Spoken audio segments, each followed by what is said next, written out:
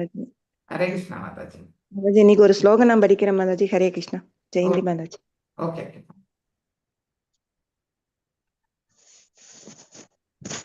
யாரெல்லாம் படிக்க இன்னைக்கு ஒரு ஸ்லோகம் நான் படிக்கிறேன் மாதாஜி. ஹரே கிருஷ்ணா.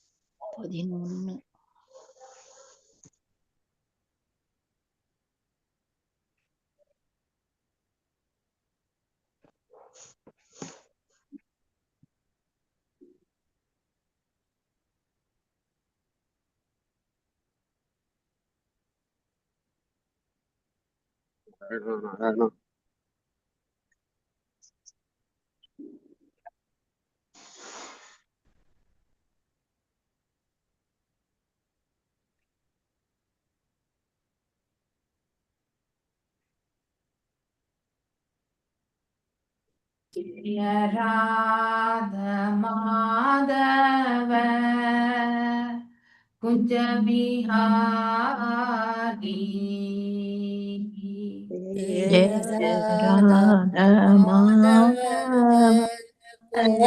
குஞ்ச பிஹாரி ஜெய ராத மாதவ குஞ்ச பிஹாரி ஜெய ராதா மாதவ குஞ்ச பிஹாரி ஜய கோபி ஜன வல்லபா கிரிவரதாரி ஜெய கோபி ஜன வல்லபா கிரிவரதாரி ஜய கோபி ஜன வல்லபா கிரிவரதாரி ஜெய கோபி ஜன வல்லபா கிரிவரதாரி யசோதனந்தன பிரஜனரஞ்சன யசோதனந்தன பிரஜனரஞ்சன யசோதனந்தன பிரஜனரஞ்சன யசோதனந்தன பிரஜனரஞ்சன தீரா வனச்சாரி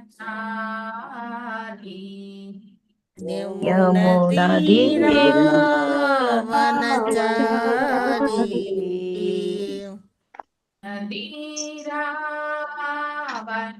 தீராவனச்சாரி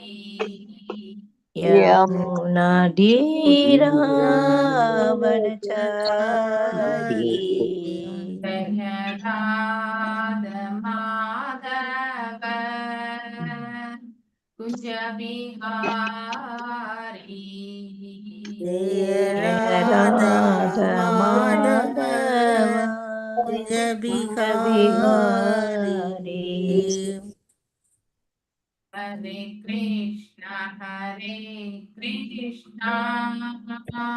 Krishna Krishna Krishna Hare Hare Hare Rama Rama Hare Hare Hare Krishna Krishna Krishna Hare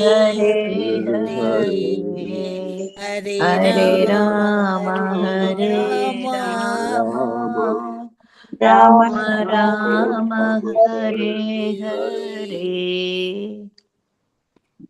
Hare Krishna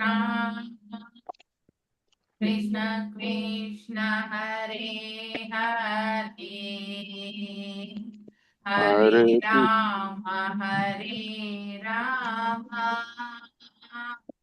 Rama Rama, Hare Hare, Hare Hare Krishna, Hare Krishna Krishna, Krishna Krishna Hare Hare Hare, Hare, Hare Hare Rama, Rama, Hare Hare Rama, Rama Rama, Rama, Hare Rama Hare. Hare. Om Namo Bhagavate Vasudevaya. Om Om Namo Namo Bhagavate Bhagavate Vasudevaya. Vasudevaya. Om Namo Om Namo Bhagavate Vasudevaya. Om Namo Bhagavate Vasudevaya.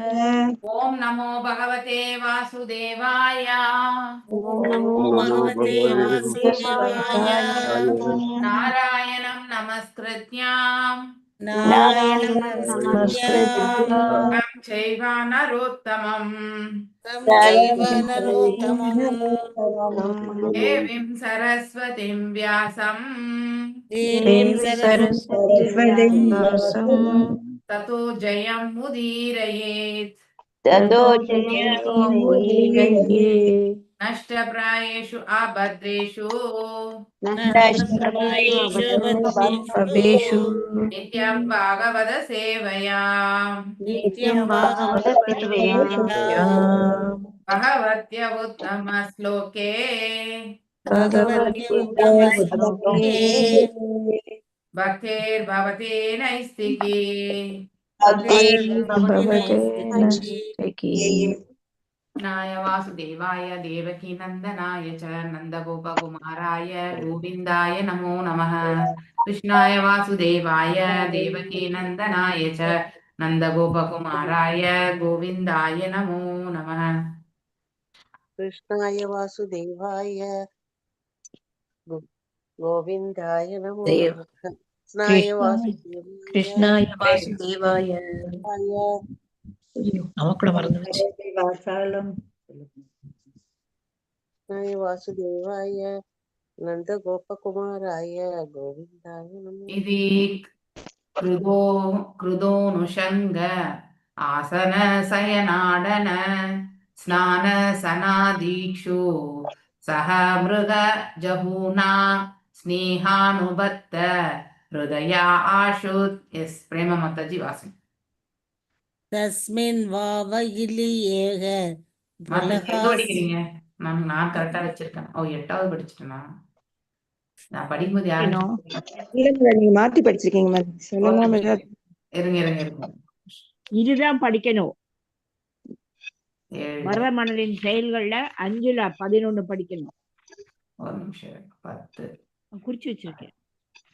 तस्मिन् वागिलियेध कुलहाश्रमो भवेन विविध कुसुम किलस्य तुलकी काम्बुभिः कन्दमूलबलो बहारै सह समीहमानो भगवद आराधनं विविक्त बुबाद विषयाभिलाक्ष उपकृतोपशमः परामृवृति अवाबह हरे कृष्णा தஸ்மின் माताजी हरे ஹரே कृष्णा கிருஷ்ணா மாதாஜி யாரோ பேசிட்டே இருக்காங்க வந்து. हरे कृष्णा see கேட்கவே மாட்டேங்க. we need to ஸ்ரவணம் நன்னா பண்ணணும். இல்லைன்னா நம்ம ஸ்ரவணம் பண்ணதனுடைய மகிமையே பலனே நமக்கு கிடையாது. பலனுக்காக நம்ம வந்து இதை செய்யலைன்னாலும் நம்முடைய கலங்கப்பட்ட இந்த ஆத்மா வந்து தூய்மை பெறணுன்ற ஒரு அது நன்னிலை அடைஞ்சாதான் நம்ம வைகுண்டத்துக்கு கூட போக முடியும். எப்பவுமே நம்ம யாரு ராதிகா மாதா சொல்லிட்டே இருப்பாங்க, நம்ம எல்லாரும் கோலோகத்துக்கு போகலான்ட்டு. வைகுண்டத்திற்கு போகிறதுக்காக நம்மளை நம்ம தயார்படுத்திக்கணும். அதுக்கப்புறம் தான் கோலோகமே. ஓகே, ஸோ நீங்க பாகவதம் கேட்கும் பொழுது எஸ் வீட்டில் ஏதோ ஒன்று கேட்பாங்க, அது எனக்கும் நன்னா புரியறது. ஆனா மியூட்ல இருந்து ரிப்ளை பண்ணுங்க. அது ஏன்னா அடுத்தவங்களுக்குமே அது நிறைய வாட்டி நான் சொல்லிகிட்டே இருப்பேன். ஆனா அது வந்து நீங்க பரிபாலிக்க மாட்டேங்கிறீங்க. ஸோ என்னுடைய தாழ்மையான வேண்டுகோள், ஸோ மியூட்ல இருந்து வீட்டில் கேட்குற கொஷினுக்கு நீங்க ரிப்ளை பண்றதுக்கு யாருமே இங்க வந்து தடை சொல்ல மாட்டாங்க. ஓகே, ஆனா அன்மியூட் பண்ணிட்டு நீங்க பாட்டுக்கு பின்னாடி பேசிட்டு இருந்தீங்கன்னாக்கா அந்த பேசுறது வந்து அடுத்தவங்களுக்கு வந்து அது டிஸ்டர்பன்ஸாக தான் இருக்கும். ஏதாவது இங்க வாசிச்சுன்றவங்களுக்கு பெருசா டிஸ்டர்பன்ஸ் இருக்காது. இப்ப நான் வாசிச்சேன்னா எனக்கு டிஸ்டர்பன்ஸ் இருக்காது. பிரேம மாதாஜி வாசி யார் வாசிச்சாலுமே. ஆனா அதை கேட்டுன்னு இருக்காங்க, அவங்களுக்கு மிகப்பெரிய இரிட்டேஷன் தான் வரும். ஃபோக்கஸ் பண்ண முடியாது. ஓகே, அதனால நீங்க கொஞ்சம் இதை மியூட்ல இருந்து உங்களுடைய வேலைகள் எது வேணாலும் செஞ்சுக்கோங்க. ஐ எம் நாட் அட் ஆல் எதுவுமே சொல்ல போறது இல்லை. ஆனா அதை வந்து இதுக்குன்னு டைம் ஒதுக்கி நீங்க கேட்கறது ரொம்ப நல்லது. அது உங்களுக்கு தான் நல்லது. முடியாத பட்சத்துல ஏன்னா காலை வேலைன்னு வீட்டுல வந்து பிள்ளைகளுக்கெல்லாம் வந்து அனுப்பணுன்றது எனக்கும் தெரியும். அதனால வந்து so if you are not able to do at least mute சைலண்டா நீங்க கேட்டுக்கோங்க. ஓகே, எஸ், வாசிங்க மாதாஜி. தஸ்மின் தேவகிலி ஏக உலகாசிரமோ பவனே விவிதா குசம கிசலயக கிசலய துலகா துலகி காம்பூபி காந்த மூல பலோ பகர பகாரை சமீக சமீக மானோ பகவத ஆராதனம் விவிக்த உபாத விஷயாலாபிஷ லாஷ உபப்ரதோபஸ்ம பராம் நிவர்த்திம் அவாப. தஸ்மின் அந்த ஆசிரமத்தில் வாவ கிவ உண்மையில் ச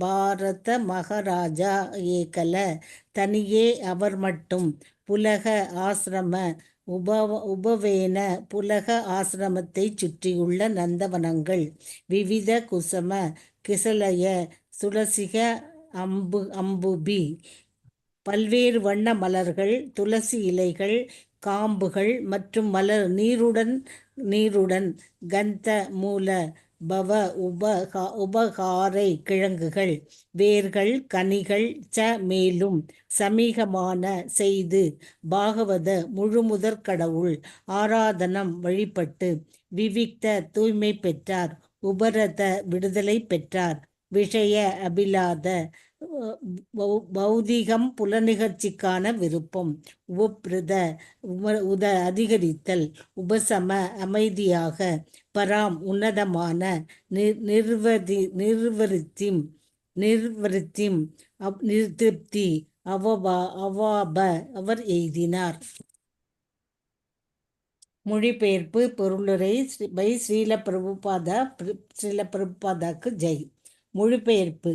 புலக ஆசிரமத்தில் உள்ள நந்தவனத்தில் பரத மன்னர் பல்வேறு வண்ண மலர்கள், துளசி இலைகள், காம்புகள் போன்றவற்றை சேகரித்து கொண்டு தனியே வாழ்ந்து வந்தார்.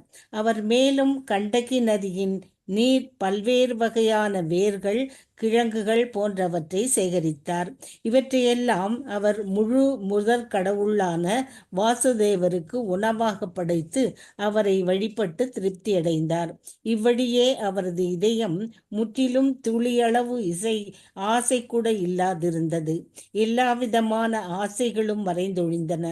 இந்த இறுதியான நிலையில் அவள் முழு திருப்தி அடைந்து பக்தி தொண்டில் நிலை பெற்றிருந்தார். பொருளுரை.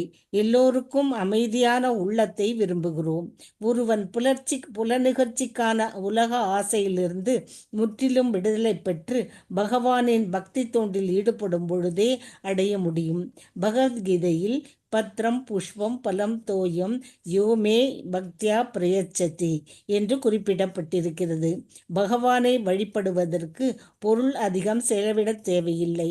ஓர் இலையோ, பூவோ, காயோ, கனியோ ஏதேனும் ஒன்றை சிறிது நீருடன் பகவானுக்கு அர்ப்பணித்து வழிபடலாம். பரமபுருஷ பகவான் இவற்றை அன்புடனும் மகிழ்ச்சியுடனும் அளிக்கும் பொழுது ஏற்றுக்கொள்கிறார். இதன் மூலம் ஒருவன் உலக ஆசையிலிருந்து விடுதலை பெற முடியும். ஆசைகள் தன்னிடம் இருக்கும் வரை ஒருவன் மகிழ்ச்சி அடைய முடியாது. பகவானின் பக்தி தொண்டில் ஈடுபடும் பொழுது அவனது மனம் பௌதிக ஆசைகள் அனைத்தையும் ஒழித்து தூய்மை பெறுகின்றது. பிறகு ஒருவன் முற்றிலும் திருப்தி அடைகிறான். சவை பும்சாம் பரோ தர்மோ ஏதோ பக்திர் அதோச்சஜே அகைத்துகி அப்ரதீகதா யதாத்மா சுப்ரசீததி வாசுதேவே பகவதி பக்தியோக பிரயோஜிதக ஜனயதி ஆசு வைராகியம் ஞானம் செய்ய தகைத்துகம். மனித இனத்திற்கே தலையாய தர்மமாக இருப்பது பக்தி தொண்டுதான். அதன் மூலம் மனிதர்கள் பகவானின் உன்னத அன்பினை அடையலாம்.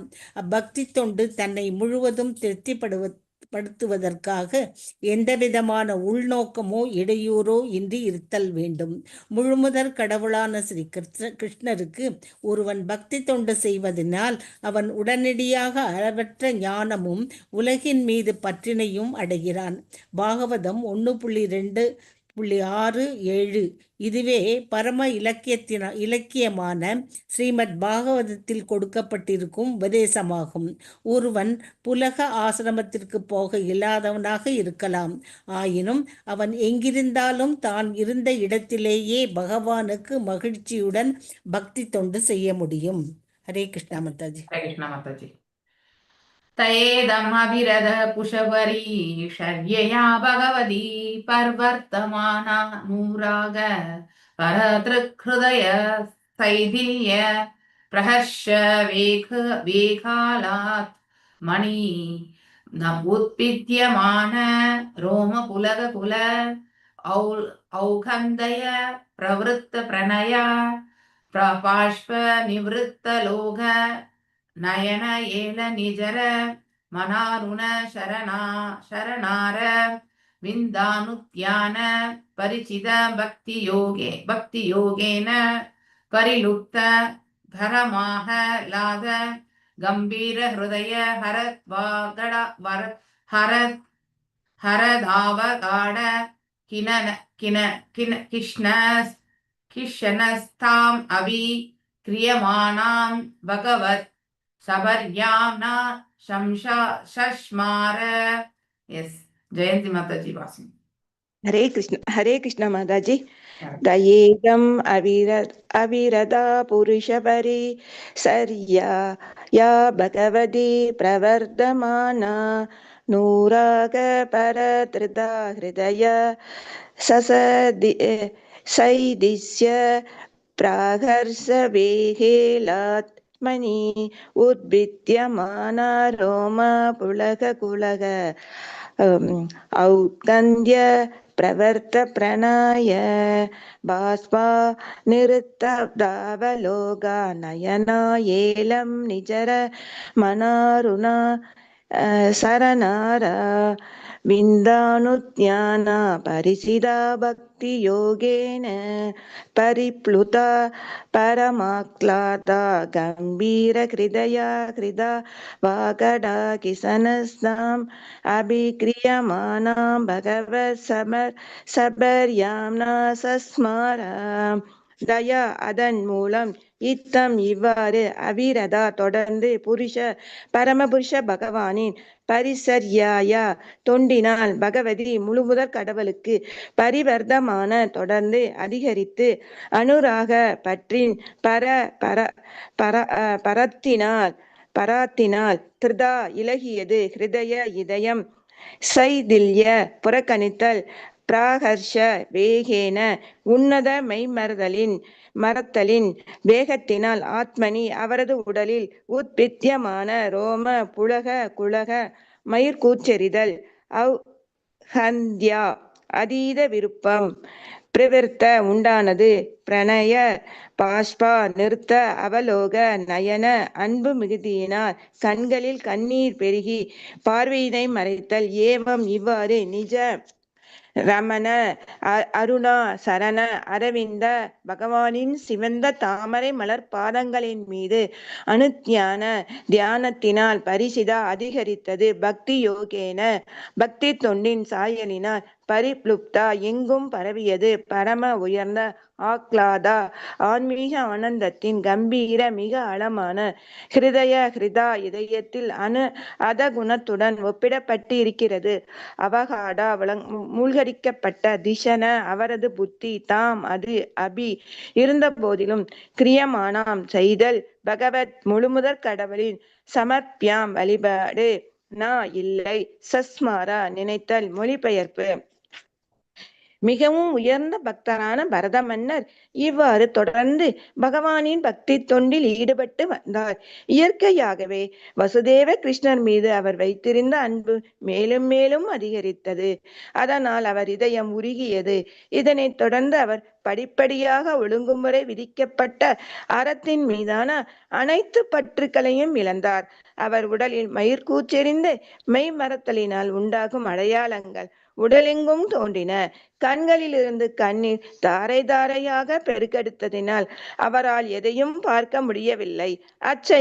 அச்சமயம் அவரது இதயம் என்னும் குளம் தன்னை மறந்த அன்பு வெள்ளத்தினால் நிரம்பியிருந்தது. அவரது மனம் அக்குணத்தினுள் மூழ்கி இருந்ததினால் அவர் பகவானுக்கு செய்யும் ஒழுங்குமுறை தொண்டினை கூட மறந்திருந்தார். பொருளுரை: ஒருவன் உண்மையில் கிருஷ்ணர் மீதான தன்னை மறந்த அன்பில் வளர்ச்சி பெறும் பொழுது அவளது உடலில் 8 வகையான உன்னத ஆனந்த அடையாளங்கள் தோன்றுகின்றன. முழுமுதற் கடவுளின் உன்னத அன்பு தொண்டின் நிறைவிலிருந்து தோன்றும் அடையாளங்கள் அவையாகும். பரத மகாராஜா தொடர்ந்து பக்தி தொண்டில் ஈடுபட்டு இருந்ததினால் மெய்மறந்து அன்பின் எல்லா விதமான அடையாளங்களும் அவர் உடலெங்கும் தோன்றின. ஹரே கிருஷ்ணா மாதாஜி. தேங்க்யூ மாதாஜி. ஹரே கிருஷ்ணா. புஷ்ப மாதாஜி அடுத்த வாசம். இத்தம் த்ருத பகவத் பிரத அயே யாஜின வாசனா நூசவ அநாபீக்ஷேகார்த்தக கவிச குடில ஜடக கலாபேன சாவிரோ சாமன சூரியர்ஷா பகவந்தம் ஹிரண்மயம் புருஷம் உஜ்ஜிஹானே சூரியமண்டலே அடபயூபதிஷ்டன்ன ஏதத்வு ஓவாச்ச. ஹரே கிருஷ்ணா மாதாஜி. இத்தம் த்ருத பகவத் பிரத ஜனேயாஜின வாசசானுசவ நாபிசேகார்த்ரகபிச குடில ஜடத கலாபேன ச விரோத சமானக சூரியர்ச்ச பகவந்தம் ஹிரணமயம் புருஷம் உஜ்ஜிஹானே சூரிய மண்டலே உபதிஷ்டன்ன ஏதத்சஹோவாச்ச. இத்தம் இவ்வாறு திருத பகவத் விரதக முழுமுதற் கடவுளுக்கு தொண்டு செய்யும் சபதம் பூண்டு ஜனேய யஜினவாசச மான் தோலினை ஆடையாக அணிந்து அனுசவன ஓர் நாளில் 3 முறை அபிஷேக நீராடியதினால் அர்த்த ஈரமான கபிசக பழுப்பு நிறமான குடில ஜடா சுருண்ட சிக்கலான சடை விழுந்த தலைமுடி கலாபேன ஏராளமாக ச மேலும் விரோசமான அழகாக அலங்கரிக்கப்பட்டு சூரியர்ச்சா சூரிய நாராயணரை குறித்து துதிக்கும் வேத மந்திரங்களினால் பகவந்தம் முழுமுதற் கடவுளுக்கு ஹிரண்மயம் பகவான் அவரது உடல் பொன்னை போல் ஒளிர்ந்தது. புருஷம் முழுமுதற் கடவுள் உஜ்ஜிகனே எழும்பொழுது சூரிய மண்டலே சூரிய மண்டலம் அப்போபதிஷ்டன் வழிபட்டு ஏதத் இந்த உக நிச்சயமாக உவாச்ச அவர் ஓதினார். மொழிபெயர்ப்பு: பரத மன்னர் மிகவும் அழகாக காட்சியளித்தார். அவரது தலைமுடி சுருண்டு அலை அலையாக இருந்தது. தினமும் 3 முறை நீராடியதினால் அது ஈரமாகவும் இருந்தது. அவர் மான் தோலினால் ஆன ஆடை அணிந்திருந்தார். அவர் பகவான் நாராயணரை வழிபட்டார். அவரது உடல் பொன்னொழி வீசியது. அவர் சூரிய மண்டலத்தில் இருந்தார். பரத மகாராஜா பகவான் நாராயணரை ரிக்வேத மந்திரங்களினால் துதித்தார். அவர் சூரிய உதயத்தில் பின்வரும் ஸ்லோகத்தினை ஓதினார். சூரிய விமண்டலத்தில் ஆதிபத்திய தெய்வமாக இருப்பவர் ஹிரண்மயன் என்னும் பகவான் நாராயணர் ஆவார். அவர் காயத்ரி மந்திரத்தினால் துதிக்கப்படுகிறார். ஓம் பூர்புவஸ்வ தத் சவிதுர் வரேண்யம் பர்கோ தேவஸ்ய தீமகி. அவர் ரிக்வேதத்தில் உள்ள பிற மந்திரங்களினாலும் கூட துதிக்கப்படுகிறார். உதாரணமாக பேய சதா மண்டல மத்தியவர்த்தி சூரியனில் பகவான் நாராயணர் இருக்கின்றார். அவரது உடல் வண்ணம் பொன் வண்ணமாகும்.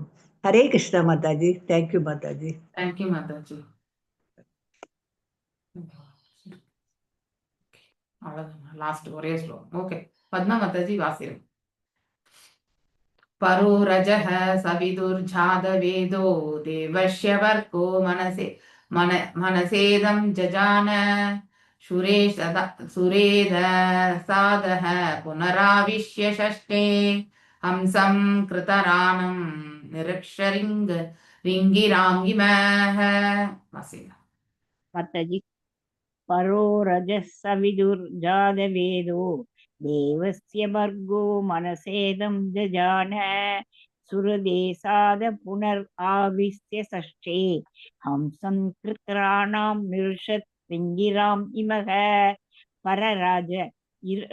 ரஜோகுணத்திற்கும் மேலாக தூய சத்துவ குணத்தில் இருத்தல்.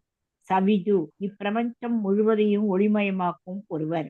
ஜாத வேதக அதிலிருந்தே பக்தனின் அனைத்து ஆசைகளும் நிறைவேற்றப்படுகின்றன. தேவசிய பகவானின் வர்க்க சுய ஒளி மனசா ஆழ்ந்து சிந்திப்பதனால் இதம் இப்பிரபஞ்சம் ஜனான படைக்கப்பட்டது. சுரேதசாதா ஆன்மீக சக்தியினால் அத்தக படைக்கப்பட்ட இவ்வுலகம் புனக மீண்டும் ஆவின்ய புகுதல் சஷ்டே காணல் அல்லது பாதுகாத்தல் ஹம்சம் உயிர்வாழி கிருத்ராணாம் பரு உலக இன்பத்திற்கான ஆசை நிருஷத் புத்திக்கு ரிங்காரம் இயக்கம் அளிப்பவர் இமக எனது வந்தனங்களை அர்ப்பணிப்பேனாக.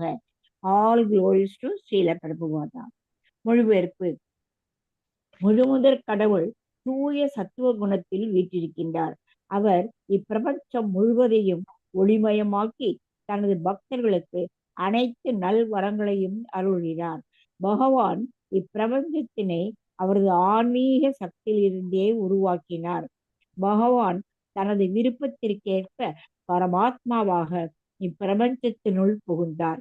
மேலும் அவர் தனது பல்வேறு சக்திகளின் ஆற்றலினால் அவர் உலக இன்பம் நாடும் அனைத்து உயிர்களையும் காக்கின்றார். நற்புத்தியளிக்கும் பகவானுக்கு எனது மரியாதைக்குரிய வந்தனங்களை அர்ப்பணிப்பேனாக. பொருளுரை. சூரியனின் ஆதிபத்திய தெய்வம் நாராயணரின் மற்றொரு தோற்றமாகும். அவரே இப்பிரபஞ்சம் முழுவதையும் ஒளிமயமாக்குகின்றார், இதயங்களில் நுழைகின்றார். அவரே அவர்களுக்கு புத்தியினை அளித்து அவர்களது ஆசைகளை நிறைவேற்றுகின்றார். இதுவும் பகவத்கீதையில் உறுதி செய்யப்பட்டிருக்கின்றது. சர்வசேஷாகம் இறுதி சன்னிவிஷ்ட, நான் அனைவரின் உள்ளங்களிலும் வீற்றிருக்கின்றேன். பரமாத்மாவாக பகவான் அனைவரின் இதயங்களிலும் நுழைகின்றார். பிரம்ம சமிகை 5.35 அண்டாந்தரஸ்த பரமானு சயாந்தரஸ்தம்.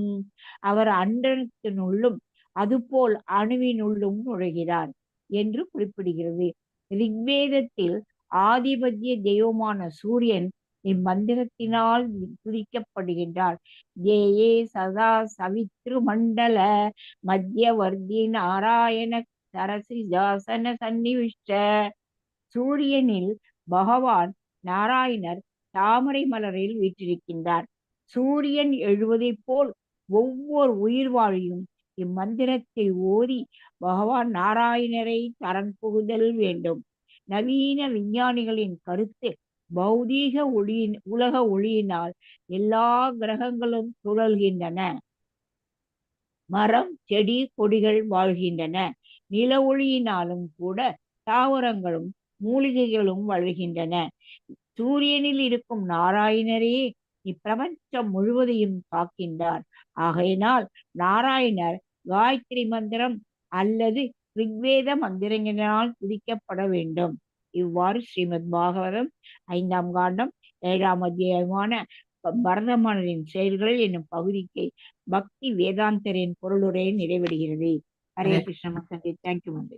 ஓம் அஜ்ஞானதிமிராந்தஸ்ய கானாஞ்சனய ஷலாக்கயா சக்ஷுருன்மிலிதம் யேன தஸ்மை ஸ்ரீ குரவே நமः. श्रीचैतन्यमनोभीष्टं स्थापितं येन भूतले स्वयं रूपा गदामह्यं ददाति स्वापदान्तिकं. हे कृष्णा करुणा सिन्धु दीनबन्धु जगत्पते गोपेश गोपिका कान्ता ராதகாந்தா நமஸ்துதே தப்த காஞ்சன கௌராங்கி ராதே விருந்தாவனேஸ்வரி ரிஷபானசுதே தேவி பிரணமாமி ஹரிப்ரியே வாஞ்சகல்பதாருभ्यश्च कृपा सिन्धुभ्य एव च पतितानां पावनेभ्यो वैष्णवेभ्यो नमो नमः। नमो विष्णुपादाय कृष्णप्रेष्ठाय भूतले श्रीमती भक्ति वेदांता स्वामिनिधि नामिनी। जय श्री कृष्ण चैतन्य प्रभु नित्यानंद श्री अद्वैत गदाधर श्रीवासादि गौर भक्त वृंदा। हरे कृष्णा कृष्णा कृष्णा हरे हरे हरे राम राम राम हरे हरे हरे कृष्णा कृष्णा कृष्णा हरे हरे हरे राम राम राम हरे हरे। मूगं करोति वाचालं पंगुं लंघायते गिरिं यत्कृपातम् अहं वन्दे परमानन्दमाधवं श्रीकृष्ण चैतन्य ईश्वरं। ஓகே, நாம் இப்போ செஷனுக்குள்ள போகலாம். 11வது ஸ்லோகம். ஸோ இப்போ புலக ஆசிரமத்துக்கு யார் வந்திருக்கிறது? ஆக்சுவலி பரத மகாராஜா வந்திருக்கார் இல்லையா? ஸோ அது எங்க இருக்கு? கண்டகி நதிக்கரை கிட்ட இருக்கு அப்படிங்கிறதுமே நாம் படிக்கிறோம். ஸோ கண்டகி நதியினுடைய முக்கியத்துவம் என்ன? அங்கே சாலிகிராம சீலைகள் வந்து அங்கதான் எடுத்துட்டு வருது.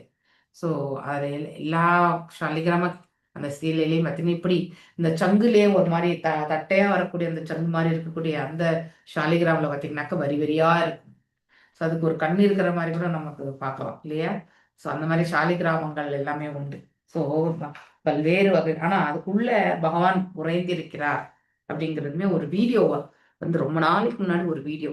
ஸோ ஐ திங்க் திருப்பதியில இருந்து யாரோ ஒருத்தர் அந்த வீடியோ தான் ஷேர் பண்ணியிருந்தாங்க. டிரான்சிட்ல வந்து அந்த சாலிகிராமம் வந்து சேதமடைந்த பொழுது அதனுடைய 2 பிரிவாக பிரிந்த பொழுது அதுக்குள்ள பகவான் வந்து பள்ளி கொண்டு இருக்கக்கூடிய அந்த நிலை வந்து அவங்களால பார்க்க முடிந்தது.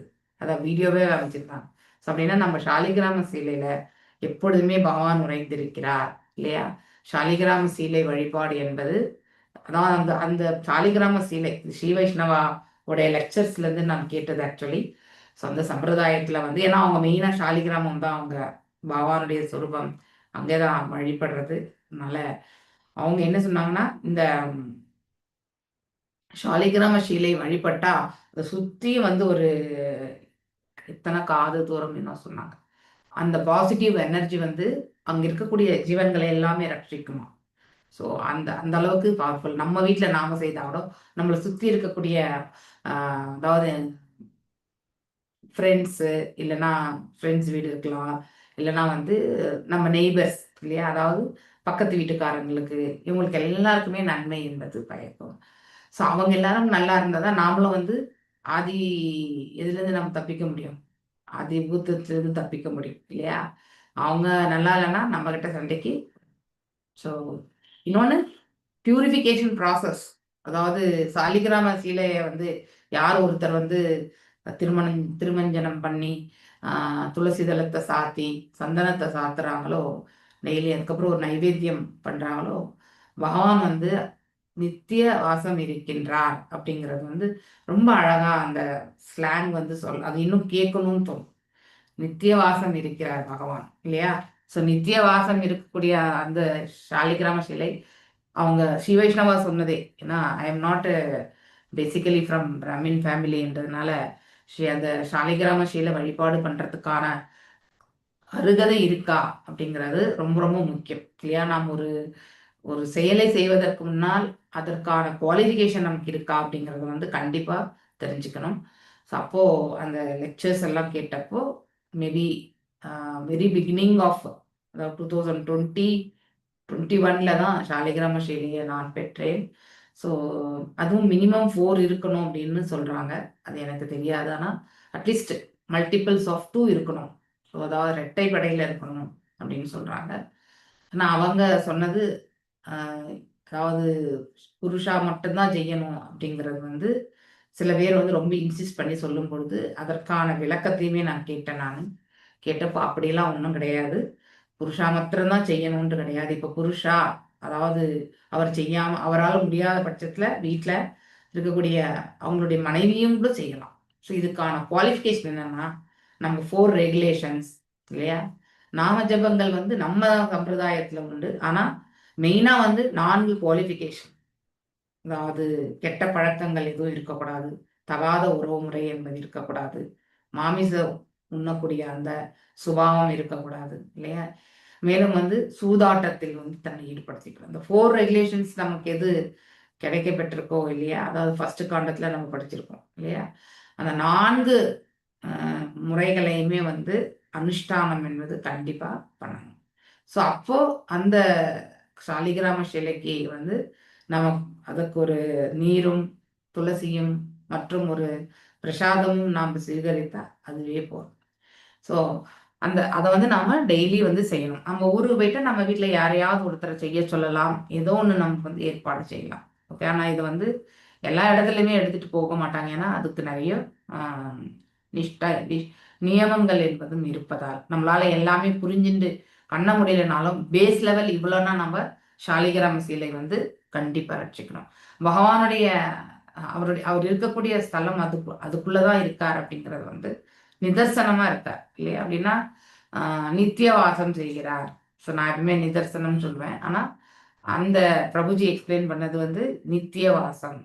ஸோ அதுவே சாலிகிராமத்துல நிறைய வெரைட்டி உண்டு இல்லையா. சந்தான கோபால், அடுத்து மகாவிஷ்ணு, அடுத்து நரசிம்மர். எஸ்பெஷலி நரசிம்மர் வீட்டில் இருக்கக்கூடிய ஈவல்ஸ் எல்லாமே வந்து வெளியேறணும்னா நரசிம்ம சிலை. இப்போ நம்ம கோயில்களில் பார்த்தீங்கன்னாக்கா நரசிம்ம சிலை தான் இருக்கும். நரசிம்மர் எங்கெல்லாம் கொண்டாடப்படுகிறாரோ அந்த இடத்துல கண்டிப்பா நரசிம்ம சிலையினுடைய அந்த நரசிம்மருடைய ரிலேட்டடா இருக்கக்கூடிய அந்த சீலை வந்து வச்சு வழிபாடு செய்வாங்க.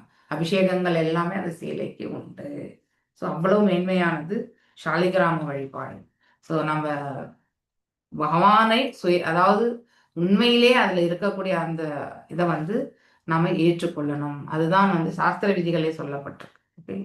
அதை நாம் அவ்வாறே புரிந்து அதை நாம ஏற்றுக்கொள்ளணும். தஸ்மின் வாவ கிளி ஏகஹ புலஹாஸ்ரமோ பவ பவேன விவித குசும கிலஸ்ய துலகி காம்புபிஹி கந்த மூல பலோ பஹாரை சாஹீமியஹமானோ பகவத ஆராதனம் விவிக்த உபாத விஷயாபிலாக்ஷ உபருப்ய தோப சமஹ பராம் நிவ்ருத்திம் அவாப. ஸோ இவ்வாறாக புலக ஆசிரமத்துல வந்து அந்த நந்தவனத்துக்கிட்ட வந்து பரத மகாராஜா ஒரு குடிலை அமைத்து கொண்டு இல்லையா பல்வேறு வண்ண மலர்கள், துளசி இலைகள், காம்புகள் போன்றவற்றை சேகரித்து கொண்டு தனியே வாழ்ந்து வந்தார். ஸோ அதாவது அந்த தோட்டம் இதெல்லாமே அதுல நமக்கு தேவையான புஷ்பங்கள் இல்லையா அதெல்லாமே கிடைக்கப்பெறும். ஸோ மேலும் அவர் கண்டக நதியின் நீர், பல்வேறு வகையான வேர்கள், கிழங்குகள் போன்றவற்றை சேகரித்தார். ஸோ அதனுடைய நீர், அடுத்து வந்து செடிகள், சின்ன சின்ன செடிகளுடைய வேறு, அடுத்து வந்து கிழங்குகள் இல்லையா. ஸோ கிழங்கு இப்போ நம்ம கிழங்குன்னு பார்த்தீங்கன்னாக்கா நம்ம உருளைக்கிழங்கும் அதில் தான் வரும் இல்லையா. அடுத்து வந்து இந்த சக்கரவள்ளி கிழங்கு அதில் தான் வரும், மரவள்ளி கிழங்கு, இது மாதிரி கிழங்கு வகைகள் எல்லாமே சேகரிக்கிறார். இவற்றையெல்லாம் அவர் முழுமுதற் கடவுளான வாசுதேவருக்கு உணவாக படைத்து அவரை வழிபட்டு திருப்தி அடைந்தார். ஸோ இதுல இருந்து நமக்கு என்ன தெரியறது, நம்ம கிட்ட என்ன இருக்கோ அதை வைத்து நாம வந்து இறைவனுக்கு நைவேத்தியம் பண்ணணும். பகவான் அதை ஸ்வீகரிக்கிறார். நான் இப்படிதான் ஆடம்பரமான நிலையில தான் நான் செயல்படுவேன்னா அது ஆடம்பரத்தை மட்டும்தான் எடுத்துரைக்கும் அவருடைய உண்மையான பக்தி பாவத்தை வந்து அது எடுத்துரைக்காது. மேலும் அவ்வழியே அவரது இதயம் முற்றிலும் துளி அளவுக்கு ஆசை கூட இது இல்லாதிருந்தது. அப்படி ரொம்ப சிம்பிளான ஒரு வாழ்க்கையை வாழ்ந்து வந்தார் இல்லையா. எதையுமே அவர் வந்து பிற்காலத்தை பற்றி யோசிக்கவில்லை. ஏன்னா பிற்காலம் இறைவன் உடைய கருணையால் நமக்கு கிடைக்கும். அதனால அதை பற்றியெல்லாம் அவர் வந்து யோசிக்கல. ஸோ மேலும் இவ்வழியில் அவரது இருதயம் வந்து தூய்மை பெற்றதாக சொல்றார். இப்படி டெய்லி 3 தடவை ஸ்நானம் பண்ணி, பின்னாடி இருக்கக்கூடிய ஸ்லோகங்கள்ல வர்றது, 3 முறை ஸ்நானம் பண்ணி அதுக்கப்புறம் வந்து பகவானுக்கு வந்து உணவு படைத்து தான் அந்த உணவை ஸ்வீகரித்தார். மேலும் எல்லா விதமான ஆசைகளும் மறைந்தன. கண்டிப்பா ஒருவர் இந்த மாதிரி ஒரு சந்நியாசத்தை ஏற்றுக்கொள்ளக்கூடிய நிலையில் இருக்கிறவங்க கண்டிப்பா இந்த பௌதிக ஆசைகளோட அவங்களுக்கு இருக்கக்கூடிய உறவுகளை வந்து கண்டிப்பாக துண்டித்துக் கொள்வார்கள். அது மறைந்தே விடும். அவங்க அதை பத்தி யோசிக்க வேண்டிய அவசியம் கிடையாது.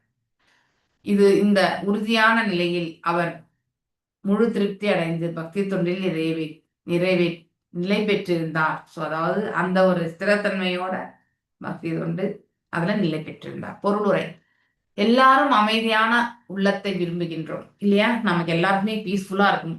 யாரும் நம்மள வந்து தொந்தரப்படுத்தக்கூடாது, நமக்கு தேவையானதெல்லாம் கிடைச்சிடணும். இதெல்லாம் தான் நம்முடைய எதிர்பார்ப்புகள் இல்லையா?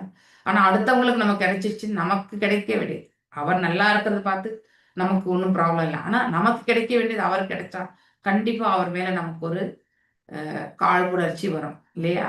ஸோ அந்த அந்த இது வந்து அதை எல்லாமே வந்து மனிதர்களுக்கு வந்து நன்மை பயக்க வல்லது கிடையாது.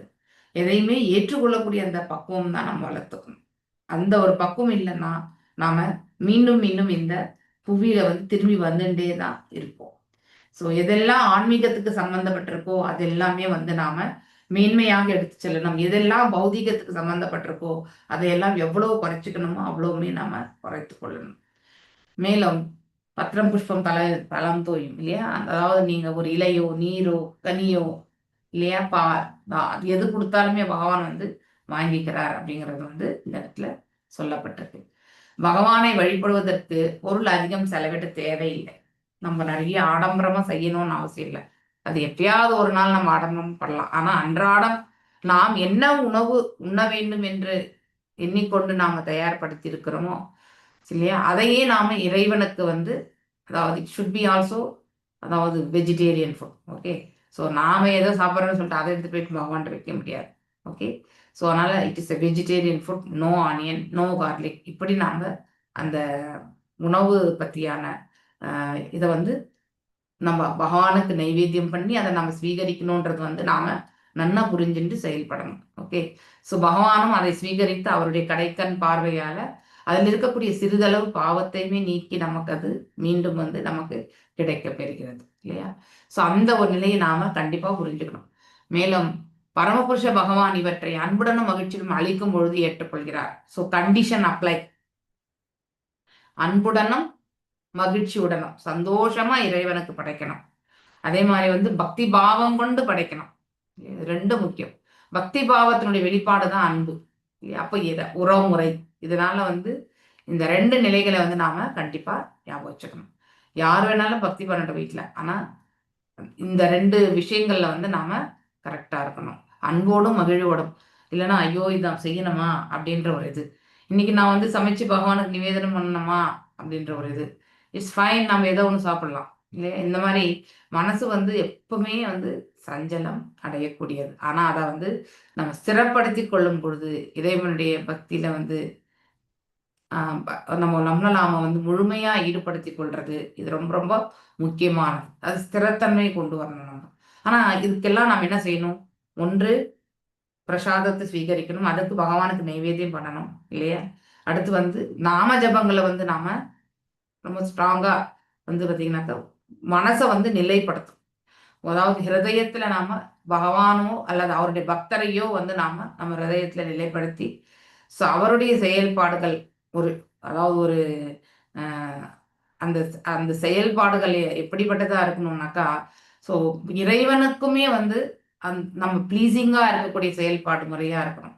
ஸோ நாம் ஏதோ செய்யறோம், ஏதோ கடமைக்காக ஆற்றக்கூடிய அந்த செயல்கள் வந்து நாம கண்டிப்பாக செய்யக்கூடாது. அங்கே உறவு முறை என்பது ஏற்படுத்தி கொள்ளக்கூடிய அந்த வாய்ப்பை நம்ம வந்து பண்ணிக்கணும்.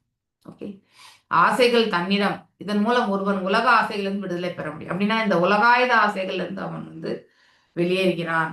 ஸோ அது படிப்படியா தான் நடக்கும். ஒரே நாள்ல எனக்கு உலகாயுத ஆசைகள் இல்லைன்னு நம்ம வந்து பறைசாற்ற முடியாது இல்லையா? அப்பவே நம்ம சரிக்கி விழுவோம். தானாக வரக்கூடியது. அதனால்தான் நாம் இதை வைத்து நம்ம வந்து பகவானுக்கு பக்தி கொள்ளும் பொழுது ஆட்டோமேட்டிக்கலி அத்தகைய உணவை உண்டதால நாம் என்ன ஆகும்? நமக்கு கோபம் வராது இல்லையா? அன்றாட வாழ்க்கையில நாம கோபம் கொள்ள மாட்டோம். மேலும் நாம செய்ய வேண்டிய அதாவது கடமைகளையுமே நாம செவ்வனே செய்து முடிப்போம். ஸோ இதெல்லாம் இந்த மாதிரியான விஷயங்கள்ல வந்து நாம முன்னுக்கு போனோம்னா பக்தி தொண்டு எப்படி பண்ணணும்ன்றத தெரிஞ்சுட்டு நாம செய்யணும். ஸோ ஆசைகள் தன்னிடம் இருக்கும் வரை ஒருவன் கண்டிப்பா மகிழ்ச்சி அடைய முடியாது. எந்த அளவுக்கு பௌதீக ஆசைகளை வச்சுட்டு இருக்கோமோ அந்த அளவுக்கு வந்து நமக்கு வந்து நிம்மதி என்பது கிடையாது. ஸோ இத்தனை ஆஸ்தி வேணும், இத்தனை இது வேணும் அப்படின்ற அந்த மனசு நம்ம வச்சிருக்கோம் இல்லையா, அந்த இது வந்து கண்டிப்பா தவிர்க்கணும். இறைவன் கிருபை இருந்தால், நாம் அதை அடைய பெறணும்னு இருந்தா நம்ம விதி பிரகாரம் அது நடைபெறட்டும்னு நம்ம வந்து விட்டுறணும். ஓகே, அது அந்த நம்முடைய விதி பிரகாரம் அது அத்தகைய ஒரு தலைவிதி இல்லைன்னா அதையுமே ஏற்றுக்கொள்ளக்கூடிய ஒரு மனப்பக்குவம் இருக்கும். இந்த 2 நிலைகளை நம்ம வந்து நன்னா புரிஞ்சுக்கணும். பகவானின் பக்தி தொண்டில் ஒருவன் ஈடுபடும் பொழுது அவன் பௌதீக ஆசைகள் இந்த அனைத்தையும் இல்லையா ஹரிநாமத்தினால் வந்து அனைத்தையுமே வந்து வெளியே வெளியே ஒழித்து தூய்மை பெறுகின்றது. ஸோ இந்த இடத்துல பிறகு ஒரு முற்றிலும் என்னாகிறான், பேரானந்தத்துல இருக்கான். ஸோ இந்த ஸ்லோகங்கள் 2மே ஐ திங்க் மனப்பாட ஸ்லோகங்கள் தான் நீங்க படிச்சிருப்பீங்கன்னு நினைக்கிறேன். சவை பும்சாம் பரோதர்மா பண்ணணும். பரோதர்மா என்பது பக்தி யோகத்தை பண்ணணும். ஓகே, ஏதோ பக்தி அஜோக்ஷதே பகவானுக்கு ஏன் அஜோக்ஷதா அப்படின்ற நாமம் வந்தது? அவர் இந்த இயற்கையினுடைய 3 குணங்களுக்கும் அப்பாற்பட்ட நிலை பெற்றிருப்பவர். அதனால்தான் அது அவருக்கு பெயர் இன்னொரு நாமம் அதோக்ஷதா. மேலும் அஹைத்துக்கி அப்ரதிஹதா. அஹைத்துக்கி அப்படின்றது வந்து எந்த ஒரு பௌதிக எதிர்பார்ப்புகளின்றி அன்மோட்டிவேட்டட் டு த மெட்டீரியல் நீட்ஸ் இல்லையா, எனக்கு இது வேணும் அது வேணும்னு சொல்லிட்டு ஒரு பெரிய லிஸ்ட் பகவான்கிட்ட வைக்காம வெறும் அவருடைய அன்பு பாத்திரங்களை மட்டுமே நாம ஏற்றுக்கொள்ளக்கூடிய அந்த ஒரு மனப்பக்கம் இருக்கணும். அதே மாதிரி அந்த தொண்டை வந்து நாம எந்த ஒரு தடைக்கற்கள் வந்தாலும் அதை விழுத்துட்டு நாம அந்த தடைக்கற்களை வந்து எதிர்கொள்ளாமல் நம்ம அதை வந்து நாம என்ன பண்றோம், நம்ம அந்த தடைக்கற்கள் வந்த உடனே நம்ம விட்டுறோம். ஸோ மனசு அவ்வளவு ஸ்திரத்தன்மை இல்லாம ஒரு நிலைக்கு இது ரஜோகுணத்துல எஸ்பெஷலி உண்டு. ரஜோகுணத்துல தன்னுடைய இயல்பை வந்து அடுத்தவங்க முன்னாடி பெருமையா சொல்லிக்கக்கூடிய அந்த சுபாவம் தான் இருக்கும். ஆனா உள்ளுக்குள்ள அவருடைய செயல்படும் முறை வந்து இந்த இடத்துல ரொம்ப அழகா சொல்லப்படுது. ஏயாத்மா சுப்ரசிதஸ் இல்லையா. ஸோ மிகவும் நன்மையானது. மனித இனத்திற்கே வாசுதேவ பகவதி பக்தியோக பிரயோஜித ஜனதீதான் ஜனயதி ஆசுர வைராக்கியம் ஆசு வைராக்கியம் ஞானம் சாயத் அஹைத்துகீம். ஸோ இந்த பொருளுரையில மனித இனத்திற்கே தலையாய தர்மம் இருப்பது பக்தி தொண்ணூன்னு தான். நம்ம எல்லாருக்குமே ஒரே காமன் இலக்கு எதுனாக்கா இறைவன் திருவடிகள்ல நாம வந்து நம்மளையே சமர்ப்பித்து அந்த இறைவனுக்காக நாம் ஆற்றக்கூடிய அந்த தொண்டு ஒன்றுதான் முதன்மை ஸ்தானத்தை வகுக்கிறது. இதன் மூலமே மனிதர்கள் பகவானின் உன்னத அன்பின் அடையாளங்களை வந்து அடையலாம். பக்தி தொண்டு தன்னை முழுவதும் திருப்திப்படுத்துவதற்காக எந்தவித உள்நோக்கம் இடையூறோ இன்றி இருத்தல் வேண்டும். 100%. We need to rejoice actually. In fact, அந்த பக்தி தொண்டு செய்யும் பொழுதும் சரி, அதனால் வரக்கூடிய பலன்களை கண்டு நாம ஆனந்தம் கொள்ள வேண்டும் இல்லையா. அந்த ஆனந்தத்தை வந்து நாம அளக்க முடியும். முழுமுதற் கடவுளான ஸ்ரீ கிருஷ்ணருக்கு ஒருவன் பக்தி தொண்டு செய்வதனால் அவன் உடனடியாக அளவற்ற ஞானம் உலகின் மீது பற்றின்மையும் அடைகின்றான். ஸோ இது பாகவதத்துல 1.2.6,7 ஸ்லோகத்துல சொல்லப்பட்டிருக்கு. ஸோ இப்போ மேலே படித்த அந்த 2 ஸ்லோகங்களுமே அதனுடைய இதுதான். ஸோ மேலும் அந்த ஒரு ஸ்லோகம் வந்து பகவானுடைய புகழ் ஆரங்களை வந்து சூட்டுகின்றது. இன்னொரு ஸ்லோகம் வந்து இறைவனுக்கு எவ்வாறெல்லாம் தொண்டாற்ற முடியும் அப்படிங்கிறதுமே வந்து எடுத்துரைக்கிறது. ஸோ மேலும் இதுவே பரமவேத இலக்கியமான ஸ்ரீமத் பாகவதத்தில் கொடுக்கப்பட்டிருக்கும் உபதேசம். இதுதான் பாகவதத்தில் சொல்லப்பட்டிருக்க உபதேசம் பக்தி. ஸோ பாகவதமே நாம் என்னென்ன சப்ஜெக்ட் படிக்கிறோம், பகவான், பக்தா மற்றும் வந்து பக்தி, இந்த 3 பற்றி தான் நம்ம படிக்கிறோம். ஓகே, ஸோ இது பாகவதத்துல வந்து மகாபாகவதர்கள், பகவான் மற்றும் அவருடைய செயல்கள். மேலும் இதுவே பரம இலக்கியத்தின் ஸ்ரீமத் பாகவத்தில் கொடுக்கப்பட்டிருக்கும் உபதேசமாகும். வந்துச்சா? ஸோ உபதேசம் இதுதான் நமக்கு கொடுத்திருக்காங்க. மேலும் ஒருவன் புலக ஆசிரமத்தில் போக இயலாதவனாக இருக்கலாம் இல்லையா. புலகாசிரமம் வரைக்கும் போகிறதுக்கு நமக்கு சக்தி இல்லாம இருக்கலாம். ஆனினும் அவன் எங்கிருந்தாலும் தான் இருந்த இடத்திலே பகவானுக்கு மகிழ்ச்சியுடன் தொண்டு செய்ய வேண்டும். ஸோ எல்லா இடமுமே வந்து அதாவது பகவானோட லீலைகள் பொருந்த இடமாக எண்ணிக்கொண்டு இந்த அதாவது பக்தி தொண்டு நாம செய்யணும்.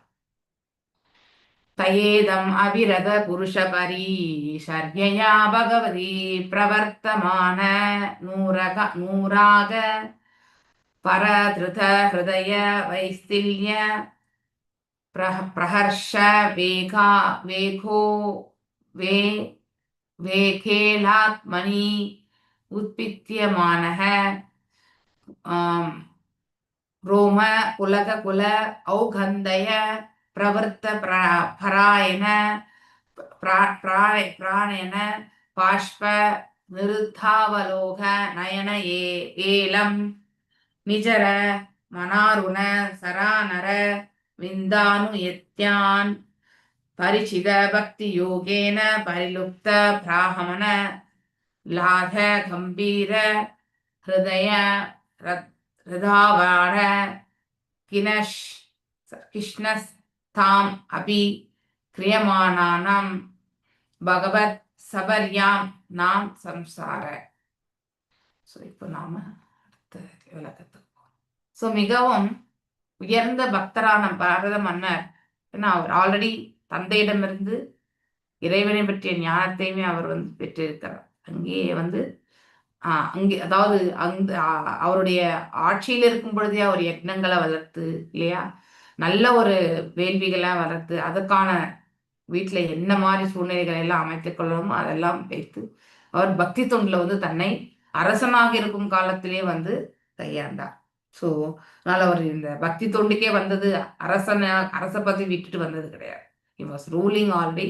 அதன் பிறகு தன் மகனுக்கு அதை கொடுத்துட்டு அவரும் வனப்பச கிளம்பணும்னு நினைச்சார். அதை இந்த இடத்துல நம்ம படிக்கிறோம். ஆல்ரெடி அவர் இங்க வந்தாச்சு. ஆனா அவர் அன்றாட செயல்கள் என்ன, பக்தி எவ்வாறு பண்றார், இதெல்லாம் ஒரு ரெஃபரன்ஸ் கொடுக்கும். மேலும் அச்சமயம் அவரது இதயம் என்னும் குளம் தன்னை அக்குளத்தில் உள்ள தன்னை மறந்த அன்பு வெள்ளத்தினால் நிரம்பி இருக்கிறது. 100% இல்லையா? ஸோ கண்களில் இருந்து கண்ணீர் தாரை தாரையாக பெருக்கெடுத்ததினால் அவரது இதயம் என்னும் குளம் தன்னை மறந்த நிலையில் வெள்ளத்தினால் நிரம்பப்பட்ட நீரால் நிரம்பப்பட்டிருக்கு.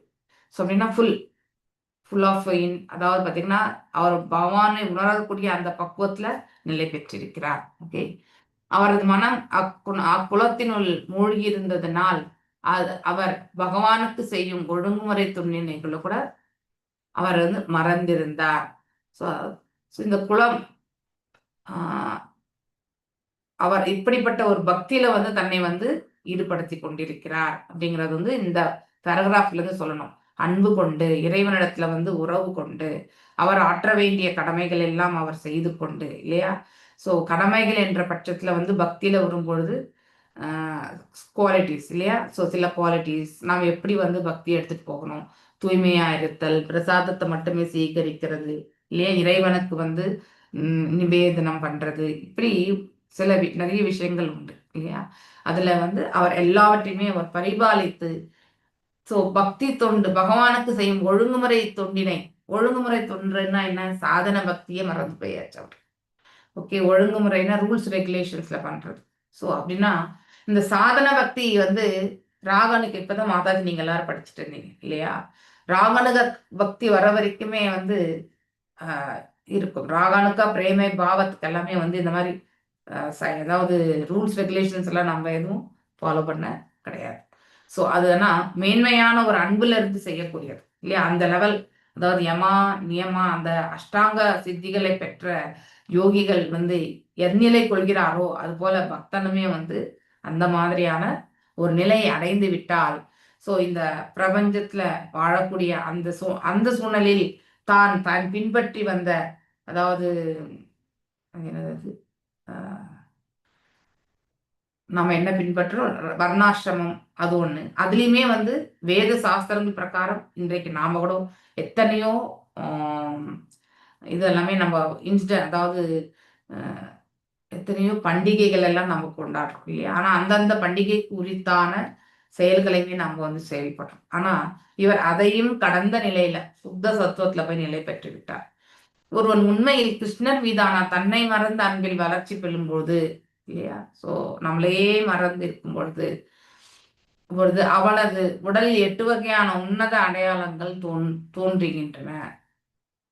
ஸோ தன்னை மறந்த நிலையில் ஒருத்தர் பக்தி கொள்றாங்கன்னா அவங்கக்கிட்ட இந்த 8 அம்சங்கள் அப்படின்னா கண்ட தாரைய தண்ணி வருது இல்லையா, உடல் நடுக்கம், மெய்க்கூச்சரியம் இல்லையா, இப்படி நிறைய நம்ம படிக்கிறோம். ஸோ அதுல 8 வகையில அந்த 8 வகைக்குரிய இவர்கள் எந்த மாதிரியான முறையை தேர்ந்தெடுத்திருக்கிறார்களோ அதற்கேற்ற பலனுமே அவங்களுக்கு கிடைக்கப்பெறும். ஓகே, முழுமுதற் கடவுளின் உன்னத அன்பு தொண்டில் நிறைவிலிருந்து தோன்றும் அடையாளங்கள் உடையவையாகும் இல்லையா. கண்டிப்பா பரத மகாராஜா தொடர்ந்து பக்தி தொண்டில் ஈடுபட்டிருந்ததால மெய்மறந்த அன்பின் எல்லா விதமான அடையாளங்களும் அவர் உடலெங்கும் தோன்றியன அப்படின்னா மார்க்ஸ், ஸ்பிரிச்சுவல் மார்க்ஸ்ன்னு சொல்லுவாங்க.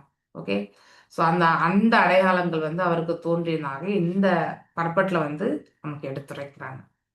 இத்தம் பிரத பகவத் பிரத ஜெயே யாச்சின வாசானு சானுசவ அநாபிஷேகார்த்ர கபிச குடில ஜடகலாபேன சா விரோ சமானஹ சூர்யாஹ பகவந்தம் ஹிரண்மயம் புருஷம் உஜ்ஜி ஆச ஆனே சூரிய மண்டலே அட வயுக்திஷ்டன்னன் ஏதத் உவாச்ச. மேலும் பரத மன்னர் அந்த மாதிரி ஒரு பேரானந்தத்தை ஏற்படுத்த வல்லக்கூடிய அப்படிப்பட்ட பக்தி தொண்டில் ஏற்பட்டதால அவருடைய உடல் எல்லாமே பிகேம் எ ஸ்பிரிச்சுவல். அததான் இந்த இடத்துல சொல்லப்பட்டது. நான் சாதாரண மனிதன் யோகத்தினால் இல்லையா, மகாமாயினால் நம்ம மறைக்கப்பட்டிருப்போம், பகவான் யோகமாயால மறைக்கப்பட்டிருக்காங்க. ஸோ ஒருத்தர் அடர்ந்த அஜ்ஞானத்தில் இருந்தால் அவங்களுக்கு இறைவனை காணவும் தரிசனம் பெறுவதற்கான அந்த வாய்ப்பும் அவங்களுக்கு கிடைக்கிறது கிடையாது. ஆனா அதே இறைவன் இருக்கின்றார் என்று உணரக்கூடியவர்கள் எதையெல்லாம் மிகவும் அவர்களுடைய அதாவது செயல்பாடுல சொல்ல போறாங்க. ஸோ பரத மன்னர் மிகவும் அழகாக காட்சியளித்தார். எதனால் அவர் அழகாக காட்சியளித்தார் இல்லையா, அவர் ஆற்றிய இறை வழிபாட்டினார். ஒருத்தர் இறை வழிபாடு செய்ய செய்ய செய்ய தன்னுடைய தேஜஸ் இல்லையா, அதாவது இந்த உடல்ல இருக்கக்கூடிய ஆன்மா பத்தி தெரியாது நமக்கு இல்லையா, ஆன்மா பார்த்தது கிடையாது, ஆனா ஆன்மா இருக்கின்றது என்று கேட்டிருக்கோம் நம்ம. ஸோ உண்மையிலேயே அந்த ஆத்மா உடலெங்கும் பரவி இருக்கிறதுனால ஆத்மா ஆனந்தம் கொள்ளும் பொழுது அந்த புத்துயிர் என்பது அந்த நபருக்கு கண்டிப்பாக இருக்கும். மேலும் அவர் தினமும் 3 முறை குளித்து முடித்து அவர் ஈரமாகவும் இருந்தார். அவர் மான்தோலான அந்த அத்தகைய ஆடை அணிந்திருந்ததாக சொல்லப்படுகிறது. அவர் பகவான் நாராயணரை வழிபட்டார். யார் வழிபட்டாங்க? பரத மகாராஜா 4 கைகளுடைய பகவானை வழிபட்டார்கள். அவரது உடல் பொன்னொளி வீசியது. ஐ திங்க் நம்ம சைத்தன்ய மகாபிரபுடைய உடலுமே அந்த மாதிரிதான். ஸோ ஒரு காரியத்துக்கும் அந்த பின்னால் இருக்கக்கூடிய அந்த இதை நம்ம கண்டிப்பா தெரிஞ்சுக்கணும். இவங்க யாரை வணங்குறாங்க ஜென்ரலாவே நம்ம அதை தெரிஞ்சுக்கிறது அதுதான். ஸோ நெக்ஸ்ட் அவர் சூரிய மண்டலத்தில் இருந்தார். ஸோ அவர் உடல் பொன்னொளி வீசியது. மேலும் அவர் எங்கிருந்தார்? சூரிய மண்டலத்தில் இருந்தார். பரத மகாராஜா பகவான் நாராயணரை ரிக்வேத மந்திரங்களிலால் துதித்தார். ஸோ பரத மகாராஜ் இவ்வாறு செய்தார் என்று இந்த இடத்துல சொல்லப்பட்டிருக்கு. ஸோ அவர் சூரிய உதயத்தில் பின்வரும் ஸ்லோகத்தினை ஓதினார். அடுத்து வர ஸ்லோகம் சூரிய உதயத்தை வைத்து அவர் பேசினார் என்பது சொல்லப்படுகிறது. சூரிய மண்டலத்தில் ஆதிபத்திய தெய்வமாக இருப்பவர் யாரு? ஹிரண்மயம் என்னும் பகவான் நாராயணர் ஆவார். ஸோ நம்ம இந்த இன்கார்னேஷன்ஸ் படிச்சிருக்கோம் இல்லையா, அந்த பிளினிட்டரி இன்கார்பரேஷன்ஸ்ல படிக்கும் பொழுது எத்தனை ஸ்லோகம்?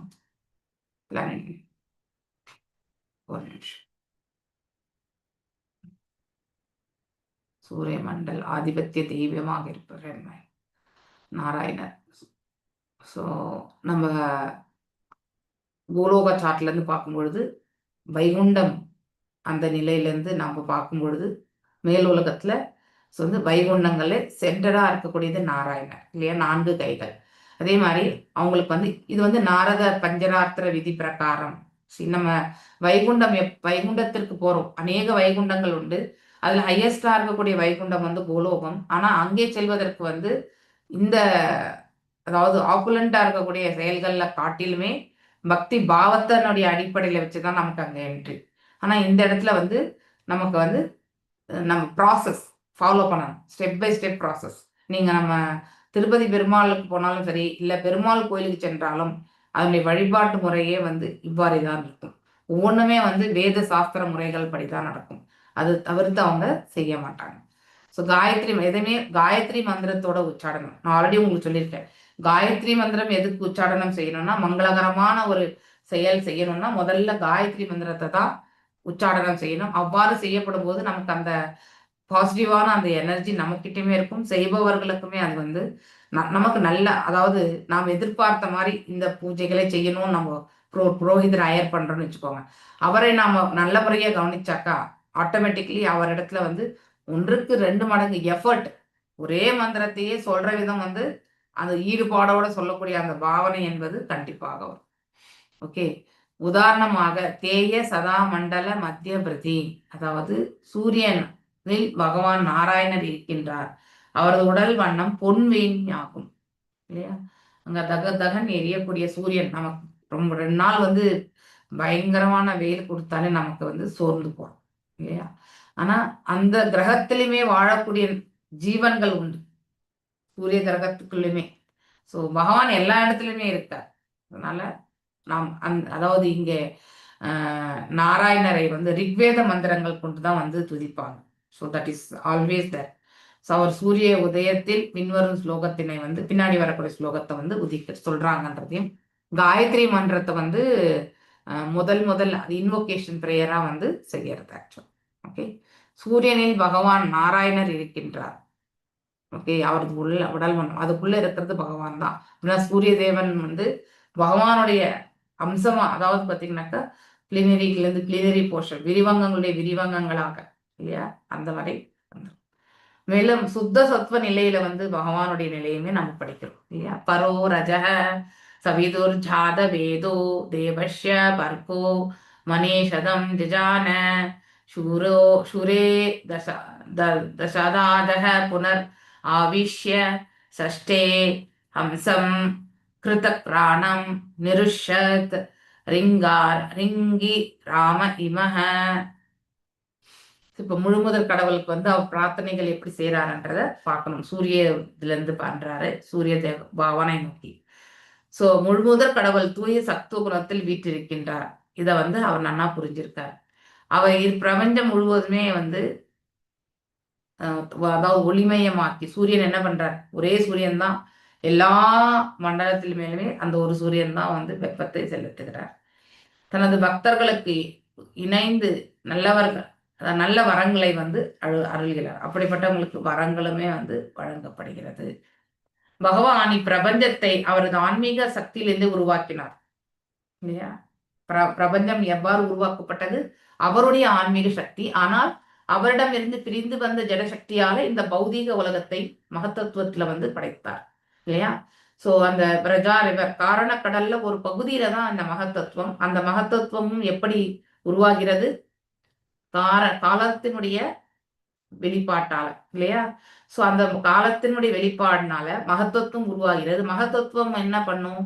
அதுல இருந்து அகங்காரம் எனக்கூடிய அந்த பண்பை கொண்டு இந்த என்னென்ன கிடைக்கிறது நமக்கு, இந்த தன்மாத்திரங்கள் எல்லாமே வந்து நீங்க ஆல்ரெடி நிறைய வாட்டி நான் உங்களுக்கு சொல்லியிருக்கேன் இல்லையா. இந்த 24 பண்புகள் எல்லாமே வந்து படைக்கப்படுகிறது.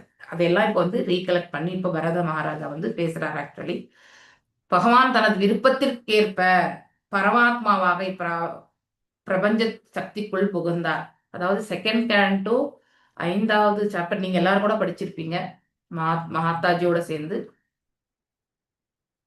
அந்த மேலும் ஃபர்ஸ்ட் கேண்டோல கூட வருது. ஓகே, எக்ஸாக்ட்லி எனக்கு தெரியல. பகவானுடைய விரிவங்கங்கள், புருஷ அவதாரங்கள், லீலா அவதாரங்கள் இதெல்லாம் நம்ம வாசிக்கிறோம் இல்லையா. சோ சிலதெல்லாம் டைரக்ட் இன்கார்னேஷன், சிலதெல்லாம் இன்டைரக்ட் இன்கார்னேஷன் இல்லையா. சிலது நேரடி விரிவங்கம் அல்லது வந்து விரிவங்கங்களுடைய விரிவங்கங்களாக நம்ம படிக்கிறோம். ஆனா பகவான் அந்த அந்த விரிவங்களுக்கு இவ்வளவு ஆற்றல் தான் அப்படிங்கறத வந்து நிர்ணயிக்கிறது அவர் தான். எந்த மாதிரியான ஆற்றல் அப்படின்னாக்கா ஆன்மீக ஆற்றல்ல தான் இருப்பார் பகவான். ஆனா அதுல வந்து எத்தனை பண்புகளோட மட்டும்தான் இருக்கணும். இப்போ முழுசா கிருஷ்ண ரூபத்துல இருக்கக்கூடிய அவர் வந்து ஸ்வயம் பகவான் இல்லையா? ஏதே சாம்ச கலாபும்ச கிருஷ்ணஸ்து பகவான் ஸ்வயம் இல்லையா? இந்திரியாரி வியாக்குலம் லோகம் வித்யந்தி யுகே யுகே அப்படின்ற அந்த ஸ்லோகம். அதுல அம்ச மற்றும் கலா அப்படின்றது வந்து நம்ம படிக்கிறோம். இந்த அம்சம் மற்றும் கலா அப்படிங்கிற அந்த அது வந்து பகவானுடைய பண்புகளை பொறுத்தது. ஸோ இந்த மாதிரியான ஒரு அவதாரத்திற்கு இப்படிப்பட்ட பண்புகளோட தான் அவதரிக்கணும் என்ற அந்த இதோட பகவான் அவதரிக்கிறார். எல்லாமே காரணம் அவரிடமிருந்து தான் வெளிப்படுகிறது. அதனால அந்த பர்டிகுலர் ஆற்றலோட இருக்கிறதுனால பகவான் வந்து குறைவான ஆற்றல் அப்படின்னு சொல்லிட்டு நம்ம நினைக்க கூடாது. அனைத்து விரிவங்கங்களுமே அவருடைய விருப்பத்தின் பேர்ல தான் இல்லையா? இப்போ கிருஷ்ணருடைய அந்தரங்க சக்தியினுடைய அதாவது வெறுமனே வந்து ஆன்மீக ஆற்றலோட விரிவங்கமாகிறது யாரு? பலராமர் இல்லையா? அதே வந்து ராதை வந்து எப்படி? அவர் வந்து அலாதினி பொட்டன்சி இல்லையா? அதாவது அதுக்கு என்ன பொட்டனா சொல்லுவோம் நம்ம? அதுக்கு அலாதினிக்கு வந்து ஹாப்பினஸ் பிளிஸ்ஃபுல், அதாவது அதுக்கு தமிழ்ல ஒரு வார்த்தை இருக்கே, சாந்தினி ஹலாதினி சம்பித் இல்லையா? அந்த மூணு வந்து சமஸ்கிருத சாந்தினி இருப்பு மாதாஜி, கலாதினி சந்தோஷம், சந்தோஷம், பிளஷர் பொட்டன்சி இல்லையா? ஆனந்தம், பேரானந்தத்தை கொடுக்க வல்லது இல்லையா? சோ வெறுமனே ஆனந்தமயமா இருக்கக்கூடிய அவருடைய அந்த ஒரே ஒரு ஆற்றலை கொண்டு தன்னுடைய விரிவங்கமாக ராதை வந்து விரிவடைந்தார் இல்லையா? சோ அதனால பலராமர் எப்படின்னாக்கா வெறும் ஆன்மீக ஆற்றல் மட்டும்தான் இல்லையா? அந்த வெறும் ஆன்மீக ஆற்றலில் இருந்து பாத்தீங்கன்னாக்கா சதுர் விரிவங்கங்கள் ஒவ்வொன்றுமே வந்து இப்ப அந்த மேல இதுல பாத்தீங்கன்னா சங்கர்ஷ்ணர், அனிருத்தர், பிரத்யும்னன், வாசுதேவர், இங்க இந்த 4 விரிவங்கங்களுமே இந்தந்த ஆற்றலை கொண்டு மட்டும்தான் இப்படி வந்து பகவான் தோன்றணும்ன்ற அவருடைய விருப்பப்படி அந்த விரிவங்கங்கள் எல்லாம் ஏற்படுத்தப்படுகிறது. அதெல்லாம் மேல் உலகத்துல வந்து ஏற்படுறதுனால சோ அது எல்லாமே நேரடி விரிவங்கங்கள் இல்லையா? ஸ்வயம் பிரகாசம் இல்லையா? அதே மாதிரி அந்த பிரபவ வைபவ அப்படிங்கிறது எல்லாமே நம்ம படிக்கிறோம். தத் ஏகாத்மம் இதெல்லாம் நம்ம வந்து படிக்கிறோம் இல்லையா? ஆனா ஒன்றே ஒன்று மட்டும் நம்ம மனசுல எப்பயுமே நினைக்கிறோம், பகவான் இப்படித்தான் வரணும். இப்ப மகாவிஷ்ணு குறைவா, நாராயணர் குறைவா அப்படின்னு நம்ம நினைக்க கூடாது இல்லையா? அனைத்துமே பகவான் இப்படிதான் வரணும் அப்படிங்கிறது வந்து அவருடைய எண்ணப்படி செயல்படுவதால இந்த ஒரு ரூபத்துல இப்ப நாராயணருக்கு எத்தனை %? 93.8 ஆர் சம்திங் இல்லையா? கிருஷ்ணர்ல இருக்கக்கூடிய 64 பண்புகள்ல 60 பண்புகளோட நாராயணர் வந்து அவருடைய விரிவங்கமா வர்றார் இல்லையா? சோ இப்படி நம்ம ஒன்னொன்னுமே வந்து இங்க இருக்கக்கூடிய இப்ப இந்த பௌதிக உலகத்துல பகவான் வரார், மகாவிஷ்ணு தான் நம்ம எல்லா இடங்கள்லயுமே நம்ம வந்து அந்த 4 கைவ ரூபத்தை தான் நம்ம சங்கு சக்கர கதா பத்மம் இதைதான் நம்ம வந்து சேவிக்கிறோம் இல்லையா? இதை சேவிக்கிறதுனால தான் நம்ம கிருஷ்ணரே வந்து ஸ்வயம் வந்த பொழுது எத்தனை பேர் வந்து பகவான் வந்து அவதாரம் அப்படின்னு நினைச்சவங்க சொல்லுங்க? நான் அப்படிதான் நினைச்சேன். கிருஷ்ணா இஸ் அவதாரம் இல்லையா? கிருஷ்ணர் வந்து அவதாரம் அப்படிதான் நினைச்சேன் நான். ஆனா இப்ப நம்ம இங்கெல்லாம் படிக்கும் பொழுது ஈஸ் அவதாரி அப்படிங்கிறதையுமே நம்ம படிக்கிறோம். அதாவது உண்மையான தாற்பயத்தை புரிஞ்சுக்க நாம முயற்சி பண்ணணும். சோ பகவான் தனது விருப்பத்திற்கேற்ப, இதையே உங்களுக்கு இப்ப சொல்றேன்னாக்கா அவருடைய விருப்பத்திற்கேற்பதான் பரமாத்மாவாக வர்றார் இல்லையா? இந்த அண்டங்களுக்கெல்லாம் பரமாத்மா யாரு? அனைத்து அண்டங்களுக்கும் பரமாத்மா யாருன்னாக்கா காரணோதக சாய் விஷ்ணு இல்லையா? ஒவ்வொரு அண்டத்திற்குள்ளேயுமே இருக்கக்கூடிய ஒரு அண்டத்திற்கு வந்து இருக்கக்கூடிய அந்த 14 லோகங்களுக்கு பரமாத்மா யாரு? கர்ப்போதக சாய் விஷ்ணு. ஓகே, அதே மாதிரி வந்து ஒவ்வொரு ஜீவனுக்குள்ள இருக்கக்கூடிய பரமாத்மா யாரு? ஈரோதக சாய் விஷ்ணு இல்லையா? சோ அதாவது இப்படிலாம் அவருடைய விரிவங்கள் ஒவ்வொரு எல்லாத்துக்குமே காரணம் உண்டு. காரணம் இல்லாம அவர் அந்த மாதிரி ஆகிறது கிடையாது. ஓகே, அவருடைய விரிவகங்களை பண்றது கிடையாது. சோ அதனால்தான் அனைத்து காரணத்துக்கும் காரணம் நம்ம பிளைண்டா வாசிக்கிறோம் பிரம்ம சமயத்துல கூட இல்லையா? ஈஸ்வர பரம கிருஷ்ணக சச்சிதானந்த விக்கிரக அநாதிராதிர் கோவிந்தக சர்வகாரண காரணம். சோ இப்ப அவர் படைக்கிறதுக்கே வந்து அவருடைய விருப்பப்படி அதற்கான காரணமும் அவருக்கு தான் தெரியும் நமக்கு தெரியாது எதற்கு பகவான் இப்படின்ட்டு இல்லையா. அதே வந்து நம்ம பிருந்தாவனத்துல இருந்த கிருஷ்ணரே வேற இல்லையா, அதே வந்து துவாரகையில இருக்கக்கூடிய கிருஷ்ணரே வேற. நம்ம 2 இடத்துக்குமே போயிருக்கோம் இல்லையா, யாத்திரை போயிருக்கோம். ஸோ துவாரகையில பாத்தீங்கன்னா அவ்வளோ அலங்காரம் ஆப்புலண்டா இருக்கக்கூடிய கிருஷ்ணர் இல்லையா. அவருடைய தர்பார் அந்த மாதிரி ஒரு கம்பீரமான ஒரு நிலையில இப்ப அந்த இடம் வந்து ரொம்ப அவ்வளோ இதுவா இல்லைனாலும் பட் அந்த ஸ்தலமே அதுக்காகத்தான் அப்படிங்கிறத வந்து ரொம்ப அழகா சித்தரிக்கப்பட்டிருக்கு. துவாரகாநாத்தை வந்து நம்ம தரிசனம் பண்ணணும்னா மீண்டும் மீண்டும் எத்தனை வாட்டி வேணாலும் ஏன்னா அவ்வளோ அழகான அலங்காரத்தை விட அந்த அவர் வந்து ஈர்க்கிறார். he attracts a lot actually. Dwarka எத்தனை பேர் நம்ம திரும்பி திரும்பி போய் சேவிச்சுட்டு வந்திருப்போம் இல்லையா. நைட் 9 மணிக்கு போனாக்கா நீங்க 10 வாட்டி சுத்தினாலும் அங்க இருக்கக்கூடியவங்க நார்த்லயும் சவுத்லயும் ஒரே ஒரு வித்தியாசம் என்னன்னாக்கா, நம்ம 10 வாட்டி சுத்தினாலும் அவங்க எதுவுமே சொல்ல மாட்டாங்க. ஆனா இங்க நாம 2வது வாட்டி போனா ஏமா கும்பிட்டாச்சுல நீங்க போலாம்ல அப்படிதான் நம்ம சொல்லுவாங்களா இல்லையா. சவுத்ல நமக்கு இந்த ப்ராப்ளம், நார்த்ல பாத்தீங்கன்னாக்கா நீங்க எத்தனை வேணாலும் சுத்துங்க இல்லையா, ஃப்ரீயா இருந்தா அவங்க எதுவுமே சொல்ல மாட்டாங்க. நத்திங். ஒன்று என்னன்னாக்கா அந்த இடத்துல கியூ சிஸ்டம் கிடையாது. நமக்கு சவுத்ல கியூ சிஸ்டம் இல்லையா.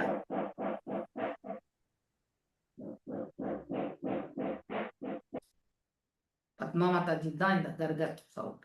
ஹரே கிருஷ்ணா. ஓகே. ஸோ அனைத்து இந்த மாதிரி சக்திகளோட தான் பகவான் வந்து தோன்றணும்ன்ற நிர்ணயம் வந்து அவருடையது. ஸோ அனைத்திற்கும் மூல காரணம் கிருஷ்ணர் என்பதை நாம தெரிஞ்சுக்கணும். ஸோ அந்த வரிக்காக தான் உங்களுக்கு இவ்வளவு எக்ஸ்பிளைன் பண்ணேன். பகவான் தனது விருப்பத்திற்கேற்பதான். இந்த விருப்பத்திற்கேற்பது மிக முக்கியம். ஸோ பகவான் வந்து விருப்பமா இருக்கனால அவர் பரமாத்மாவா வர்றார் அப்படின்னா அது அவருடைய முழு இது கிடையாது. ஸோ பார்ஷியல் அந்த அதாவது எந்த காம்பினேஷன்ல அவர் வருவார்ன்றது அவருடைய இப்ப பிருது மகாராஜ் அம்சமாக வந்தார் இல்லையா. அதே மாதிரி நாம இப்ப படிச்சுட்டு இருக்கக்கூடிய ரிஷபதேவர் என்ன பண்ணார், அவருமே வந்து பகவானுடைய அம்சமாக அவதரிச்சார் இல்லையா. ஸோ இப்ப சக்தி ஆவேச அவதார்கள் ஜீவ தத்துவங்கள் எல்லாமே வந்து கலா. ஓகே. அதே மாதிரி வந்து விஷ்ணு தத்துவங்கள் எல்லாமே வந்து ஹம்சம் அப்படிங்கிறது வந்து ஜென்ரல் கேட்டகரியில நீங்க தெரிஞ்சுக்கணும். ஓகே. அந்த 2 கேட்டகரி தான் இருக்கிறது. ஜீவ தத்துவங்கள்ல வர்றது எல்லாமே இப்படி அப்படிங்கறது வந்து நாம தெரிஞ்சுக்கணும். ஆனா அதுலயுமே தானே ஸ்வயம் வரக்கூடிய அவதாரங்கள் என்பது டிஃபரெண்ட். ஓகே. மேலும் அவர் தனது பல்வேறு சக்திகளின் ஆற்றலினால் அவர் உலக இன்பம் நாடும் அனைத்து உயிர்களையுமே காக்கின்றார். பகவான் ரட்சித்து கொண்டே இருக்கிறார். ஸோ மெயின்டெனன்ஸ் பண்றதுதான் ரொம்ப கஷ்டம். அந்த வேலை பகவானே பார்த்துட்டு இருக்கார். நற்புத்தி அளிக்கும் பகவானுக்கு எனது மரியாதைக்குரிய வணக்கங்களை அர்ப்பிப்பேனாக. அப்படி அதாவது இது எல்லாமே அவர் புரிஞ்சுட்டு இறைவனுடைய ஸ்தானத்தை நம்ம குளோரிபிகேஷன் ஆஃப், அதாவது பகவானா நம்ம எந்த அளவுக்கு நாம வந்து புகழாரங்கள் சுற்றமோ அந்த அளவுக்கு நம்ம வந்து நம்முடைய உள்ள தூய்மை என்பது ஏற்படும். நம்ம மனிதர்களை நீங்க புகழ்ந்து பாருங்க, உங்களுக்கு உள்ள தூய்மை ஏற்படுமா? கண்டிப்பா கிடையாது இல்லையா. பொறாமை தான் வரணும். அடுத்தவங்களை புகழணும்னா நமக்கு வாய் வராது. அது ஃபர்ஸ்ட் பாயிண்ட். 2வது வந்து அப்படியே புகழ்ந்துட்டாலும் உள்ளுக்குள்ள நமக்கு தகதகன்னு எரியக்கூடிய தன்மையும் நமக்கு உண்டு. நாமளே போய் புகழ்ந்துட்டோமேன்ட்டு இல்லையா. ஆனா ஒருத்தர் புகழறதுக்கான அந்த மனசு வச்சிருக்காங்கன்னா அவங்களுடைய மனது வந்து கலங்கத்திலிருந்து விடுபட்டு இருக்குன்னு அர்த்தம். உண்மையான புகழ்ச்சி இல்லையா. அடுத்தவங்களை வந்து அவங்களுக்கு கௌரவிக்கணும்ன்றதுக்காக அவங்க செய்த செயல்களை வந்து எடுத்துரைத்து அந்த புகழாரங்களை செய்கின்றார்கள் என்றால் அத்தகைய மனது வேறு. அது வந்து ஒன்லி பை ஸ்பிரிச்சுவல் பிளாட்ஃபார்ம்ல வந்தவங்களுக்கு தான் அந்த நேச்சரே வரும். ஸோ அதாவது கிருஷ்ண இயக்கம் என்று மட்டும் நான் சொல்லலை, பக்தியில யார் இருக்காங்களோ அவங்களுக்கு கண்டிப்பா அந்த பாவம் என்பது இருக்கும். ஆனா பக்தி இல்லாதவங்களுக்கு அது செயற்கையான ஒரு முறையாகத்தான் இருக்கும். ஏன்னா அவர்கள் தங்களுடைய சுயநலத்திற்காக செய்யக்கூடிய புகழ்ச்சி அது. ஓகே. அடுத்தவங்கள புகழ்றது ஏன் இதுலயே வந்து பக்தி பாதையில கூட நிறைய பேர் அதை மிஸ்யூஸ் பண்றாங்க இல்லையா. ஸோ ஒரு பக்தரை இன்னொரு பக்தரை புகழ்ந்து இல்லையா. ஸோ அந்த பக்தரிடத்துல இருந்து தனக்கு ஏதோ லாபம் வரணுன்றதுக்காக செய்யறது, அவங்க நமக்கு ஏதாவது வந்து செய்வாங்களான்னு நினைக்கிறது, இதெல்லாம் பண்றது வந்து சுயலாபத்திற்காக செய்யக்கூடிய இந்த புகழ்ச்சி வந்து என்றைக்குமே நிலை பெறாது. அது இங்கிருந்து வரணும். இங்கிருந்து வந்தா அது நிலை பெறாது. ஸோ என்னைக்கு இருந்தாலுமே அது வந்து கட் ஆஃப் ஆயிடும். ஸோ அதனால அந்த மாதிரியான விஷயங்களை வந்து நாம ஆன்மீகத்துல செய்யவே கூடாது. உண்மையிலே புகழாரங்கள் வந்து ஒருத்தர் ஆற்றிய பணியை வைத்து நாம அவர்களுக்கு கௌரவிக்கக்கூடியது வந்து இட்ஸ் அ ரைட் பாயிண்ட். ஆனா அதையுமே அது நம்ம பேசக்கூடிய விதத்திலேயே அதுல வந்து உண்மை வந்து கண்டிப்பாக தெரிய வரும். அது நம்ம புகழ்ச்சிக்காக அடுத்தவங்களை புகழணுன்றதுக்காக புகழ்றோமா, இல்லை ஆத்மார்த்தமாக நம்ம அதை எடுத்துரைக்கிறோமா என்பது நம்முடைய பாவத்திலிருந்து வெளியே வந்துடும். அதனால நம்ம இறைவனுக்கு புகழாரங்கள் சூட்டும் போது அதையும் தாண்டிய நிலையில தான் இருக்கும். ஸோ இந்த 2 வேறுபாடை நீங்க கண்டிப்பா ஒரு அப்ளிகேஷன் மாதிரி பண்ணி பார்க்கணும் வீட்ல. நம்ம யாரையாவது புகழ்றோம்னா, இல்லைன்னா யாராவது ஒரு பௌதிகவாதி அடுத்தவங்களை புகழும் போது நம்ம வந்து கண்டிப்பா கேட்கணும். அதே நாம பகவானுக்கு பக்தி தொண்டுல நினைக்கும் பொழுது நம்முடைய உள்ளம் எப்படி இருக்கிறது, ஆனந்தம் நிலை எப்படிப்பட்டதாக இருக்கிறது என்பதையும் நாம் அலசி ஆராயணும். அப்போ நமக்கு அந்த உண்மையான ரிலீஷ்மெண்ட் அதுலதான் வருது. ஸோ அடுத்தவங்களை புகழ்றது வந்து உண்மையான காரணத்திற்காக வரும்பொழுது அது ஆனந்தம் இருக்கும், பொறாமையற்ற ஆனந்தம் இருக்கும். ஆனா அதே வந்து பௌதிக லாபத்திற்காக செய்யும் பொழுது இந்த பக்கம் புகழ்ந்துட்டு போய் அந்த பக்கம் அவங்களுக்கே நாம அவங்களுக்கே வந்து கெட்டது செய்யக்கூடிய மனசோட தான் செய்வோம். ஸோ இந்த மாதிரி அனாலிசிஸ் எல்லாமே நீங்க வாழ்க்கையில வந்து பாகவதம் கேட்கிறதுனுடைய அந்த பயனால இதெல்லாம் நாம அனலைஸ் பண்ணணும். சூரியனின் ஆதிபத்திய தெய்வம் நாராயணரின் மற்றொரு தோற்றமாகும். அவரே இப்பிரபஞ்சம் முழுவதையும் ஒளிமயமாக்குகிறார் இல்லையா? ஒரே சூரியன் தான் 14 லோகத்திற்கு இதயங்களில் நுழைகின்றார். அதாவது இதயங்கள்ல யார் இருக்கிறது? பகவான் இல்லையா? அந்த ஸ்வரூபம் நாராயண ஸ்வரூபம் அவர் தான் இருக்கார். அவரே அவர்களுக்கு புத்தியில சைத்த குருவா இருந்து அவர்களது ஆசைகளை நிறைவேற்றுகின்றார். பகவான் உள்ளுக்குள்ள இருந்து நமக்கு என்ன இச்சை இருக்கிறதோ அதை வந்து அனுகிரகமும் செய்கின்றார். இதுவும் பகவத்கீதையில உறுதி செய்யப்பட்ட சர்வஸ்ய சாகம் இது சந்நிவிஷ்டோ மத்த ஸ்மிருதி ஞானம் அபோகனம் ச வேதைஷ சர்வம் அகமேவ வேத்யோ வேதாந்தத்தில் வேதவித் சாகம் இல்லையா? சோ பரமாத்மாவாக பகவான் அனைவரும் இதயங்களிலே நுழைகிறார். பிரம்ம சமீதத்துல என்ன சொல்லப்பட்டிருக்கு? அண்டாந்தரஸ்த பரமானு சயாந்திரஸ்ததம் இல்லையா? அவர் அண்டத்தினுள் இல்லும் அதுபோல் அணுவினும் உள் நுழைகின்றார். இந்த அண்டத்துக்குள்ளேயுமே கர்ப்போத கஷாய விஷ்ணுவா நுழைகிறார்.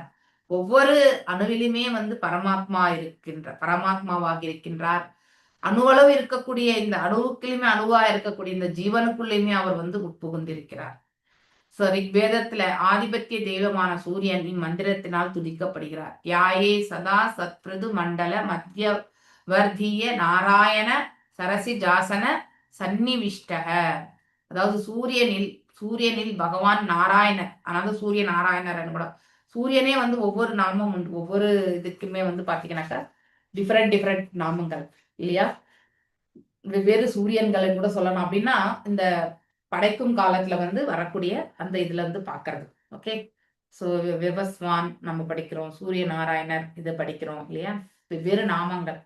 சோ அங்க அந்த சூரியனுமே வந்து ஒரு பதவி தான்.